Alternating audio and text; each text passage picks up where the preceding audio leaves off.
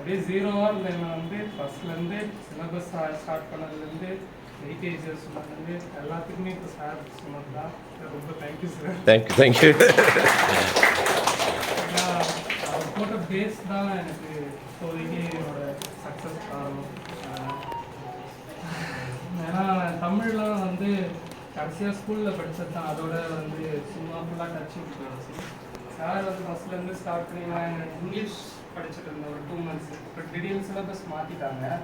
பயங்கர பயத்தில் இருந்தோம். அந்த மாதிரி என்ன பண்ணுறது, இங்கிலீஷ் தான் 2 மாதம் படிச்சிருக்கோம், என்ன பண்ண போகிறேன்னு தெரியலையே அப்படின்ட்டு. அந்த நேரத்துக்கு தான் சார் ஒன்றும் இல்லைவா பார்த்துக்கலாம் அப்படின்னு சொல்லி இது பண்ணி இப்போ வந்து கிளியர் பண்ணாது சார் ஃபிலிம்ஸு.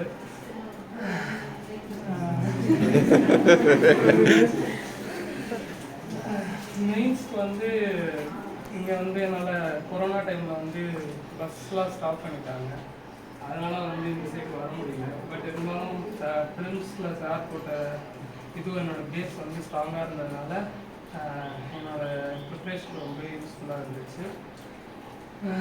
உங்களுக்கு அட்வைஸ் தான் நான் சொல்லாமல் சின்னதாக ஒரு சொன்னோம்னா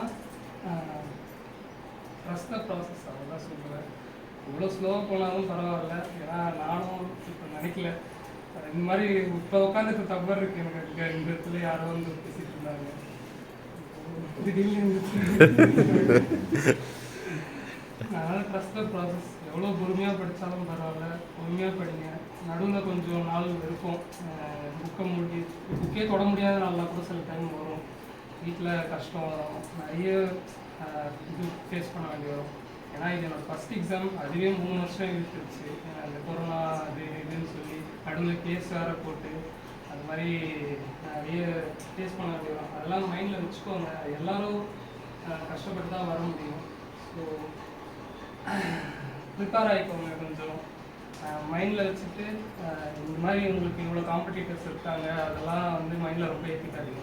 ஜாலியாக படிங்க. உங்களுக்கு எக்ஸாமில் கிளியர் பண்ணணுன்ட்டு படிக்காதீங்க. இப்போ நீங்கள் நாளைக்கு ஆஃபீஸர் ஆக போகிறீங்க, ஆஃபீஸர் ஆனீங்கன்னா உங்களுக்கு அந்த இன்ஃபர்மேஷன் நீங்கள் படிக்க போகிறது எல்லாமே உங்களுக்கு யூஸ் ஆகும். அந்த இன்ஃபர்மேஷன் இருந்துச்சுன்னா நீங்கள் உங்களுக்கு ஹெல்ப்ஃபுல்லாக இருப்பதோ இல்லையோ, நீங்கள் 4 பேருக்கு ஹெல்ப் பண்ணுறதுக்கு அந்த இன்ஃபர்மேஷன் கண்டிப்பாக உங்களுக்கு ஹெல்ப் பண்ணும். அதை மைண்டில் வச்சுக்கிட்டு படிக்கிறதெல்லாம் படிங்க. அதாவது இப்போ இந்த ஏபிசிடி கிளிக் பண்ணணும் அப்படின்ற மாதிரி படிக்காமல் கொஞ்சம் புரிஞ்சு படிங்க. எக்கனாமிக்ஸில் சார் நல்லாவே நடத்துவார், மேக்ஸ்லாம் எனக்கு சுத்தமாக வராது. மேக்ஸு என்னையே 25 21 எடுத்து வச்சுருக்காருன்னா ஒரு பெரிய லக்கி தான். எப்படி இங்கே வந்திருக்கீங்கன்னு தெரியாது, ஆனால் நீங்கள் எல்லாருமே லக்கி. ஏன்னா Sivaguru sir, Kavitha ma'am, Thangaraj sir, ma'am கிட்ட எல்லாம் படிக்கிறீங்க. பட் மேம் தெரியாது மேம், சாரி மேம். நல்லா தான் எடுப்பாங்க நம்புகிறேன்.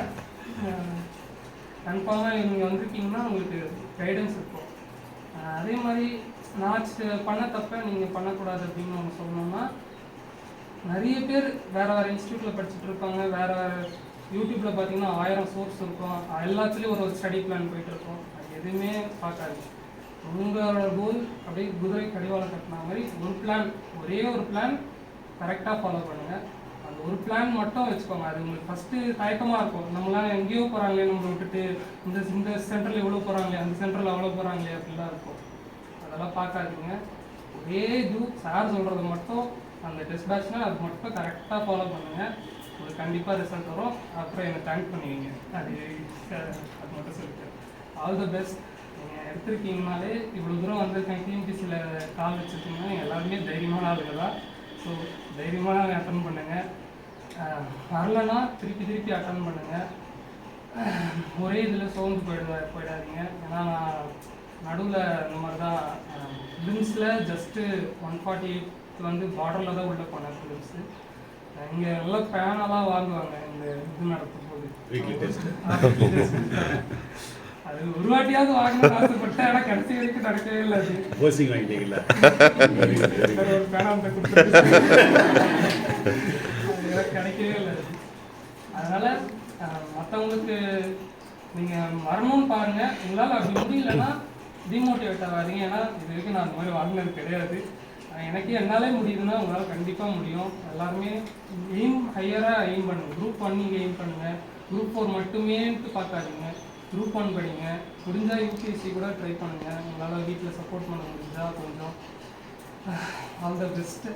எல்லோரும் இதே மாதிரி என்ன மாதிரி அடுத்த வருஷம் வந்துட்டு நிற்கலான்ட்டு நான் ப்ரே பண்ணிக்கிறேன். தேங்க்யூ.